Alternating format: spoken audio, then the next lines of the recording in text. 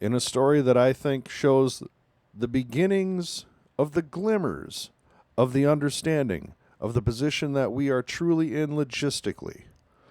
Boeing in talks to restart C-17 production. The ability to operate from short fields and haul heavy loads at jet speeds is coveted, but a C-17 production restart would be far from easy. It may be far from easy, but I think it's absolutely vital for the United States to restart C-17 production. Vital. The C-17 is one of our most capable transport aircraft.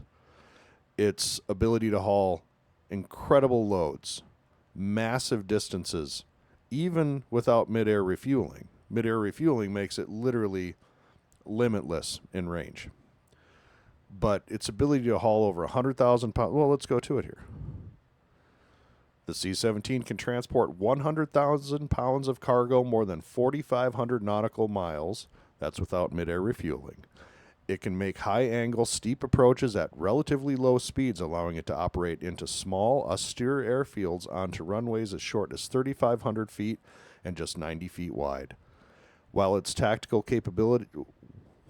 tactical capabilities, it's equally adept at long-range, heavy-lift strategic transport, which is what the United States is really going to need, is long-range, strategic, heavy transport. We no longer live in the age where the Liberty ship is going to take 3 weeks to trudge across the ocean. It's just not going to happen. We live in an age now where we have to get logistics from point A to point B to point C rapidly, incredibly rapidly.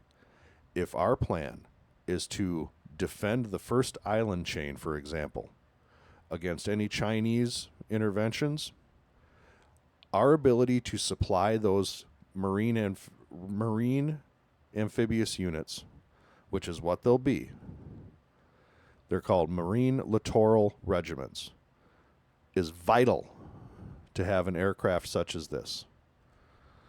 General characteristics of the C-17, the most important part right here.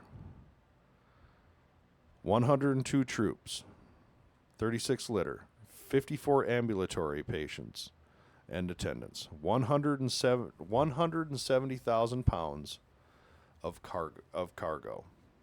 170,000 pounds of cargo on 18 pallets. That's the most important thing. I think it's so important that the cutting of other programs in order to make this happen is absolutely in play and should be. Absolutely critical to the fate of the U.S. Air Force C-17 fleet is the fact that these vital aircraft are being tasked at a far higher rate than planned. Major contingencies all over the world, from Afghanistan to Ukraine in particular, have put many hours on these airframes.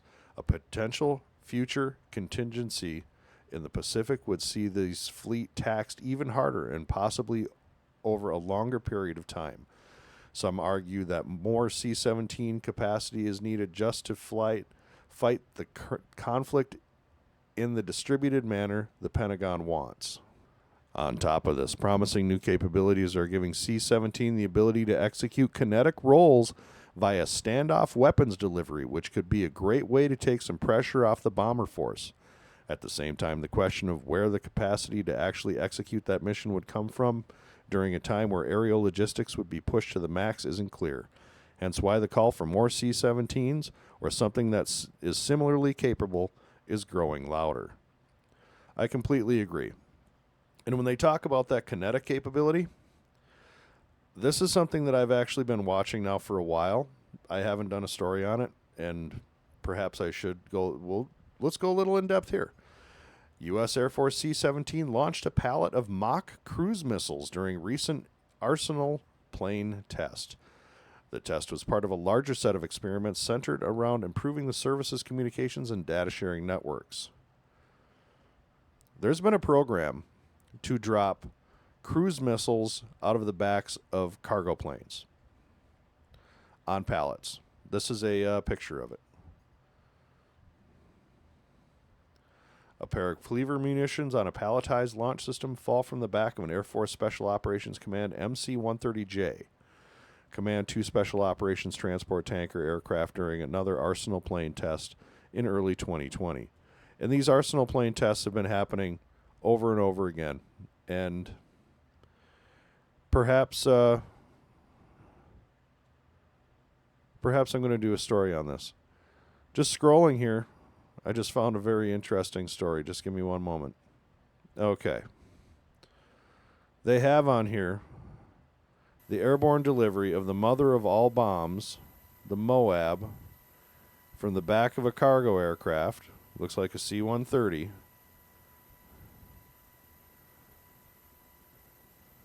Boy, the more I see this, the more I think that Israel has the capability of dropping one of these themselves without needing U.S. assistance. But that's a different story altogether. This is, I think, one of the most encouraging stories I've seen in a long time. Because facts are facts. We are not going to be able to supply the first island chain in a prompt and timely manner when we have supply chains that go 7,535 miles to Sydney, Australia, to 7,500 miles to Luzon, Philippines, to 6,900 miles to Taiwan, and 6,500 miles roughly to the first island chain of the Japanese, over 7,000 to the Philippine archipelago, getting into the 8,000s when we get into Indonesia and Malaysia. And if you want to talk AUKUS, the AUKUS agreement we have with Australia would have us supplying things at 9,400 miles from San Diego. We desperately need more C-130 transport aircraft. Desperately.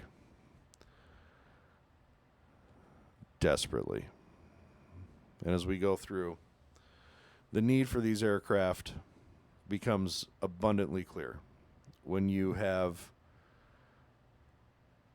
conflict breaking out around the world with every near-peer and peer-to-peer adversary beginning to flex their muscle.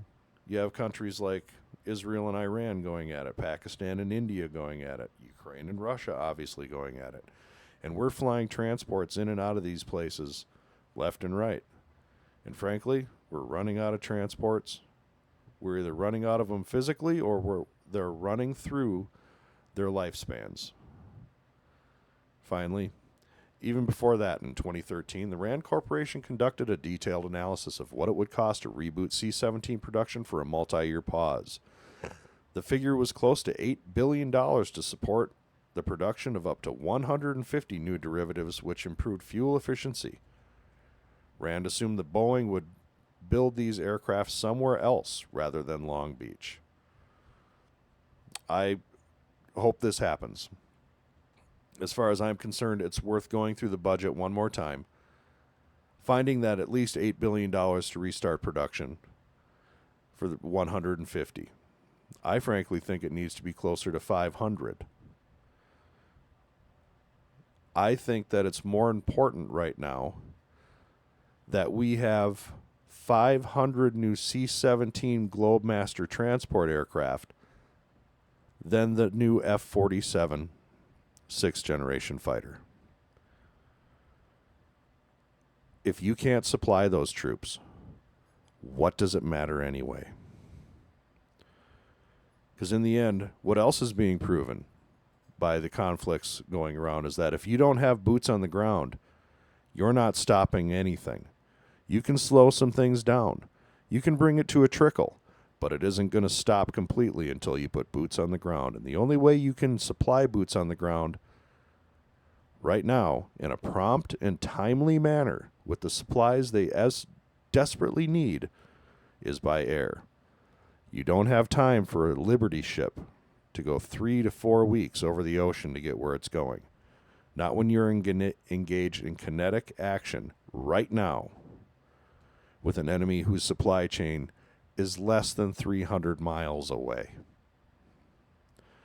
If you're in the first island chain, China's 300 to 500 mile supply chain is a hell of a lot easier to maintain than your 7,500. So this article, to me, is a ray of sunshine in what has been a logistical nightmare for the United States in shipbuilding, aircraft production, and congressional approval for anything when it comes to logistics. If you want your flashy fighter, we'll find the money. You want to get something as dull as a C-17? Ugh, yawn. How boring. It baffles me. That's all I got. If you liked the video, hit the like. Hopefully you'll share it with a friend. Subscribe, let them know, hey, Boeing's in talks to restart C-17 production. And we desperately need them. Thank you. I do appreciate you.